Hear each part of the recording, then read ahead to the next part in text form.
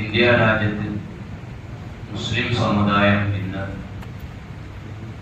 വലിയ വെല്ലുവിളികളും വലിയ അവഹേളനങ്ങളും പീഡനങ്ങളും നിലനിൽപ്പിനെ തന്നെ ചോദ്യം ചെയ്തുകൊണ്ടും മറ്റും ഉള്ള ഒരു അവസ്ഥയിലാണ് ഉള്ളത് എന്ന് നമുക്ക് പറയാം.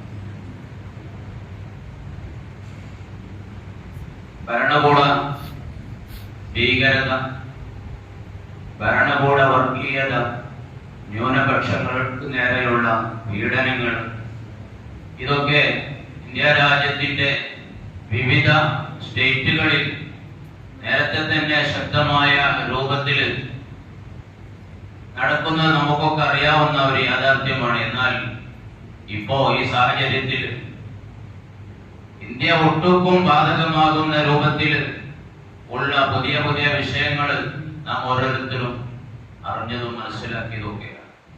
അതിലേക്കൊന്നും വിശദമായി ഞാൻ പോകുന്നില്ല. സ്വേച്ഛാധിപത്യം നമ്മുടെ രാജ്യത്ത് എന്നല്ല ലോകത്ത് തന്നെ നടമാടുന്ന ഒരു സാഹചര്യം സംജാതമാകുമെന്ന് സയ്യിദുനാ റസൂലുള്ളാഹി സ്വല്ലല്ലാഹു അലൈഹി വസല്ലം തങ്ങൾ നമുക്ക് മുന്നറിയിപ്പ് നൽകിയിട്ടുണ്ട്.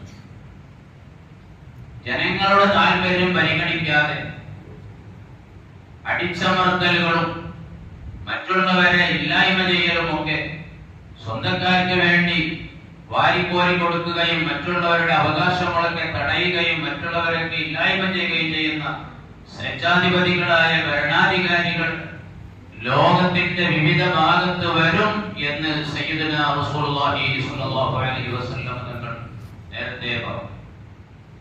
നമുക്കിന്ന് അറിയാം, അമേരിക്കയിൽ ട്രംപ് അവിടെ കാട്ടിക്കൂട്ടുന്ന വിഷയങ്ങൾ, അതിന്റെ പ്രത്യാഘാതങ്ങൾ അവർ തന്നെ അമേരിക്കയിലെ സാധാരണക്കാരായ ജനങ്ങൾ തന്നെ അനുഭവിച്ചു തുടങ്ങിയിട്ടുണ്ട്.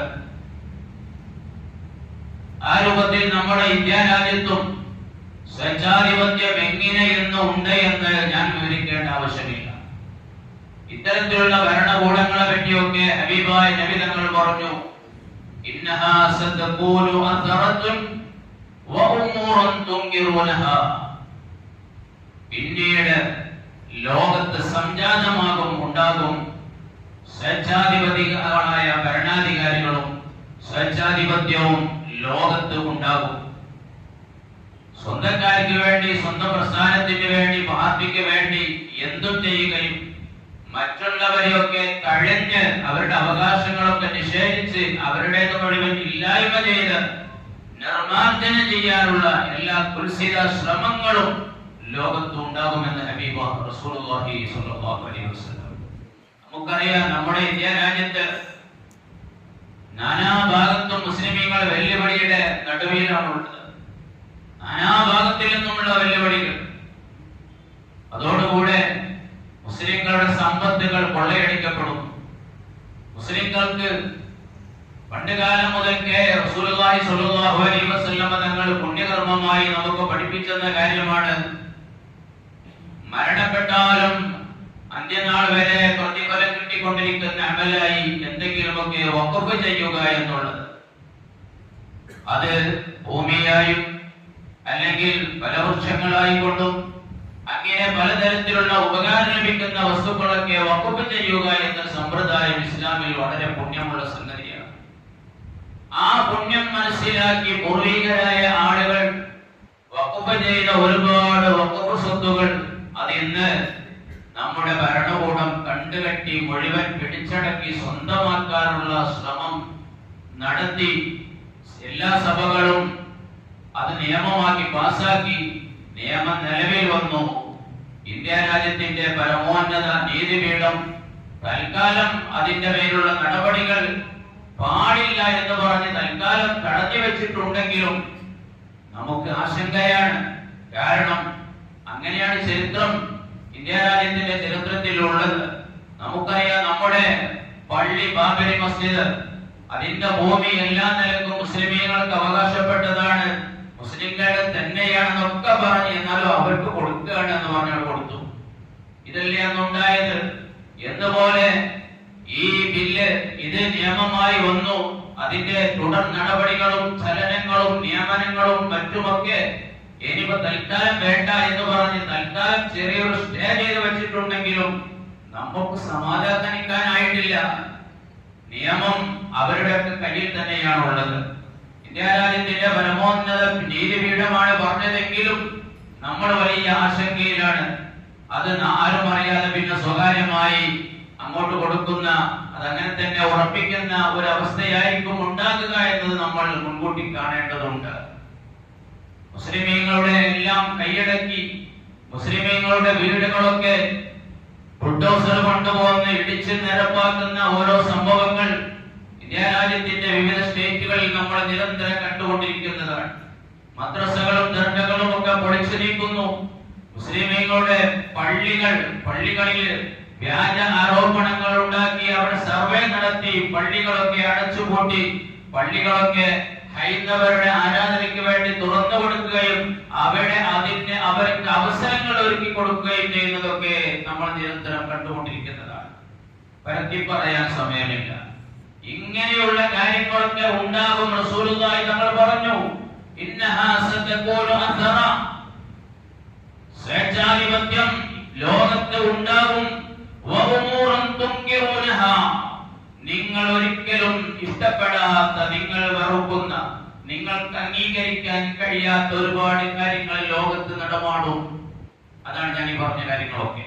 വഉമൂറൻ തുൻകിറൂനഹാ, നിങ്ങൾ വെറുക്കുന്ന, നിങ്ങൾക്ക് ഇഷ്ടപ്പെടാത്ത ഒരുപാട് കാര്യങ്ങൾ ഇവിടെ നടമാടും, ഉണ്ടാകും എന്ന് പറഞ്ഞപ്പോ മഹാന്മാരായ സ്വഹാബത്തുൽ കിറാം ചോദിച്ചു, ഫമാദാ തഗ്മുറു മൻ അദറക മിന്നാ ദാലിക യാ റസൂലല്ലാഹ്, അങ്ങനത്തെ ഒരു സാഹചര്യം വരുമ്പോ ആ സാഹചര്യം നേരിടുന്ന ആളുകൾക്ക് എന്ത് സമീപനമാണ് നബിയെ സ്വീകരിക്കാനുള്ളത്, അവരെന്ത് നിലപാടാണ് സ്വീകരിക്കേണ്ട നബി എന്ന് ചോദിച്ചപ്പോ ഹബീബുനാ റസൂലുള്ളാഹി സ്വല്ലല്ലാഹു അലൈഹി വസല്ലം തങ്ങൾ പറഞ്ഞു, ഇന്ന് നമ്മൾ കൈക്കൊള്ളേണ്ട നിലപാട്, നാം സ്വീകരിക്കേണ്ട നിലപാട്, റസൂലുള്ളാഹി തങ്ങൾ പറഞ്ഞു, തുഅദ്ദൂനൽ ഹഖ്ഖല്ലദീ അലൈക്കും വതസ്അലൂനല്ലാഹല്ലദീ ലക്കും, നിങ്ങളുടെ മേൽ ഭരണകൂടം ചുമത്തുന്ന എല്ലാ നിയമങ്ങളും നിങ്ങൾ പാലിച്ച് ഭരണകൂടം നിങ്ങൾക്ക് അങ്ങോട്ട് ഭരണകൂടത്തിന് കൊടുക്കണമെന്ന് പറയുന്ന എല്ലാ നിങ്ങളുടെ അവകാശങ്ങളൊക്കെ നിങ്ങളുടെ ഭാഗത്തു നിന്നുള്ളൊക്കെ നിങ്ങൾ കൊടുക്കുക, നിങ്ങൾ നിറവേറ്റുക. ടാക്സുകൾ ചുമത്തിയാൽ ടാക്സ് നിങ്ങൾ അടച്ചോളൂ. എന്തെങ്കിലുമൊക്കെ നിയമങ്ങൾ കൊണ്ടുവന്നാൽ നിങ്ങൾ അംഗീകരിച്ചോളൂ. നിങ്ങൾ ഭരണകൂടത്തിന് അങ്ങോട്ട് ചെയ്തു കൊടുക്കൽ, ഭരണകൂടം നിർബന്ധമാക്കിയ കാര്യങ്ങളൊക്കെ നിങ്ങൾ ചെയ്തോളൂ. നിങ്ങൾക്ക് ഇങ്ങോട്ട് കിട്ടാനുള്ള അവകാശങ്ങൾ മുഴുവൻ തടഞ്ഞു വെക്കും. അത് നിങ്ങൾക്ക് അവരിൽ നിന്ന് കിട്ടൂല. നിങ്ങൾക്ക് ഇങ്ങോട്ട് കിട്ടാനുള്ളത് അല്ലാഹുവിലേക്ക് കൈ ഉയർത്തി നിങ്ങൾ അല്ലാഹുവിനോട് തേടിക്കോളൂ. സയ്യിദുനാ റസൂലുള്ളാഹി സ്വല്ലല്ലാഹു അലൈഹി വസല്ലം അതേ ഇന്ന് നമുക്ക് കഴിയുള്ളൂ. ഇന്ത്യ രാജ്യത്തിലെ ന്യൂനപക്ഷങ്ങളായ മുസ്ലിം സമുദായത്തിന് നേരെയുള്ള ഈ തരത്തിലുള്ള വെല്ലുവിളികളൊക്കെ ഉള്ള സാഹചര്യത്തിൽ, ഈ ഒരു അവസ്ഥാവിശേഷത്തിൽ ഇന്ത്യ രാജ്യത്തെ മുസ്ലിങ്ങൾ ജീവിക്കുമ്പോ മുസ്ലിമീങ്ങൾ അല്ലാഹുവിലേക്ക് കൈ ഉയർത്തിക്കൊണ്ട് മുസ്ലിമീങ്ങൾക്ക് എല്ലായിടത്തും സുരക്ഷയും സമാധാനവും എല്ലാ നിലക്കുള്ള ആരാധനാ സ്വാതന്ത്ര്യങ്ങളും ആരാധനാലയങ്ങളുടെ എല്ലാം നിലനിൽപ്പും ഒക്കെ മുസ്ലിം സമുദായത്തിന്റെ തന്നെ നിലനിൽപ്പും ഒക്കെ ലഭിക്കാൻ വേണ്ടി, ഉണ്ടാവാൻ വേണ്ടി അല്ലാഹുവിനോട് ദുആ ചെയ്യുകയാണ് നമ്മളൊക്കെ വേണ്ടത്. മുസ്ലിമീങ്ങളെ സംബന്ധിച്ചിടത്തോളം ഇത്തരത്തിലുള്ള പീഡനങ്ങളും ഇത്തരത്തിലുള്ള വെല്ലുവിളികളും ഉണ്ടാകുക എന്നത് ആദ്യമായിട്ടല്ല, മറിച്ച് ഇസ്ലാമിന്റെ തുടക്കം തൊട്ട് തന്നെ അങ്ങനെയാണ്. അഹസിബന്നാസു അൻ യുത്റകൂ അൻ യഖൂലൂ ആമന്നാ വഹും ലാ യുഫ്തനൂൻ.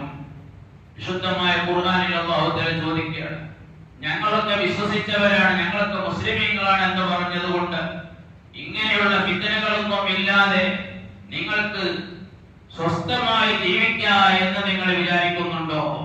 ആ ഒരു വ്യാമോഹം വേണ്ട.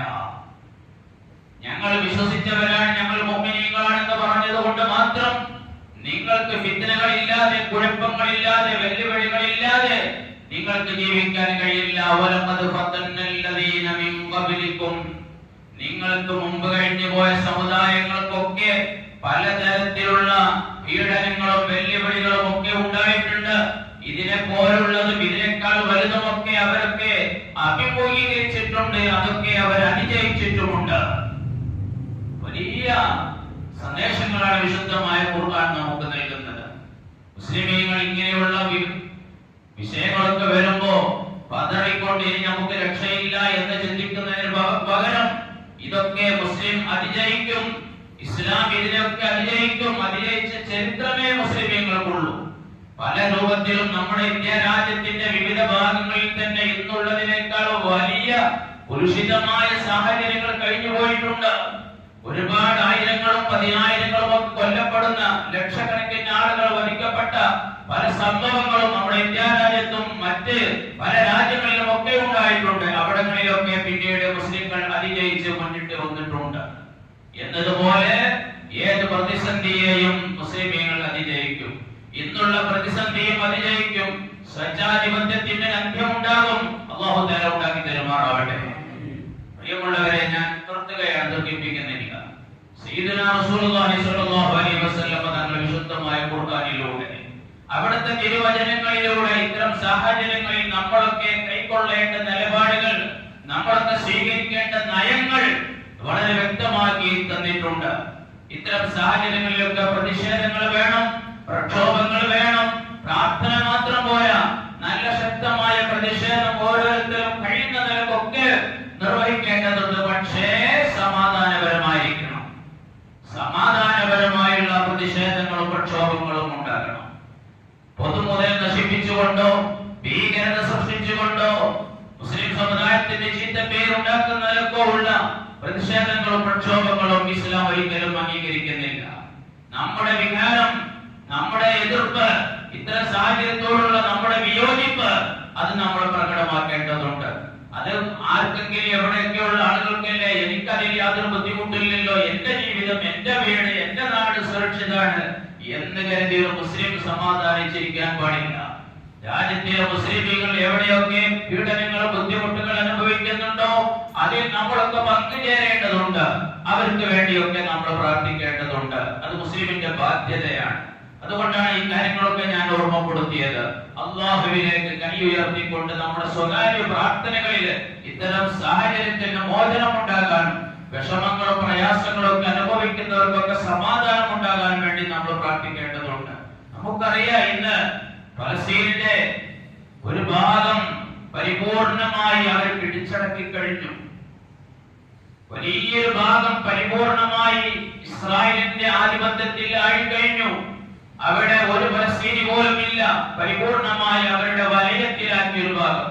ബാക്കി ഭാഗങ്ങൾ കൂടി വൈകാതെ ഞങ്ങളുടെ കരങ്ങളിലാകും, ഞങ്ങൾ അവിടെ സ്വാതന്ത്ര്യം പ്രഖ്യാപിക്കുമെന്ന് അവർ പറഞ്ഞിരിക്കുകയാണ്. ഇങ്ങനെ എന്തെല്ലാം ലോകത്തിന്റെ വിവിധ ഭാഗങ്ങളിൽ ഇസ്ലാമിന് നേരെ, മുസ്ലിങ്ങൾക്ക് നേരെയൊക്കെ നടക്കുന്നുണ്ട്. ലോകത്തിന്റെ ഏത് കോണിലുള്ള മുസ്ലിമീങ്ങൾക്കും പ്രയാസങ്ങൾ, ബുദ്ധിമുട്ടുകൾ, പീഡനങ്ങൾ അനുഭവിക്കുന്നവർക്കൊക്കെ അല്ലാഹു തആല സമാധാനം പ്രദാനം ചെയ്യുമാറാവട്ടെ. അന്തസ്സോടെ ജീവിക്കാൻ, ഇസ്ലാമിന്റെ എല്ലാ വിശ്വാസങ്ങളും കർമ്മങ്ങളും ഒക്കെ ജീവിതത്തിൽ പുലർത്തി എല്ലാം നാട്ടിൽ നിലനിർത്തിക്കൊണ്ട് ജീവിക്കാനുള്ള സമാധാന ജീവിതം, സമാധാന അന്തരീക്ഷം മുസ്ലിമീങ്ങൾക്ക് എല്ലായിടത്തും അല്ലാഹു തആല പ്രദാനം ചെയ്യുമാറാവട്ടെ. നമ്മുടെ രാജ്യത്തും മുസ്ലിമീങ്ങൾ നേരിടുന്ന എല്ലാ വെല്ലുവിളികളിൽ നിന്നും മുസ്ലിമീങ്ങൾക്ക് അല്ലാഹു തആല പരിപൂർണ്ണ സമാധാനവും പരിപൂർണ്ണ ശാന്തിയും അല്ലാഹു തആല പ്രദാനം ചെയ്യുമാറാവട്ടെ. പീഡനങ്ങളും പ്രയാസങ്ങളും ബുദ്ധിമുട്ടുകൾ അനുഭവിക്കുന്നവർക്കൊക്കെ അല്ലാഹു തആല വലിയ സമാധാനം പ്രദാനം ചെയ്യുമാറാവട്ടെ. അല്ലാഹുവേ, ഞങ്ങളുടെ എല്ലാ രോഗങ്ങൾക്കും നീ ശിഫ തരണേ അല്ലാഹ്. അല്ലാഹുവേ, ഞങ്ങളുടെ എല്ലാ പ്രയാസങ്ങളും നീ നീക്കി തരണേ അല്ലാഹ്. നമ്മുടെ എല്ലാ കാര്യത്തിലും നീ ബറക്കത്ത് പ്രദാനം ചെയ്യണേ അല്ലാഹ്. റബ്ബനാ തഖബ്ബൽ മിന്നാ ഇന്നക അൻതസ് സമീഉൽ അലീം വതുബ് അലൈനാ ഇന്നക അൻതത് തവ്വാബുർ റഹീം ബിറഹ്മതിക യാ അർഹമർ റഹീം. അസ്സലാമു അലൈക്കും.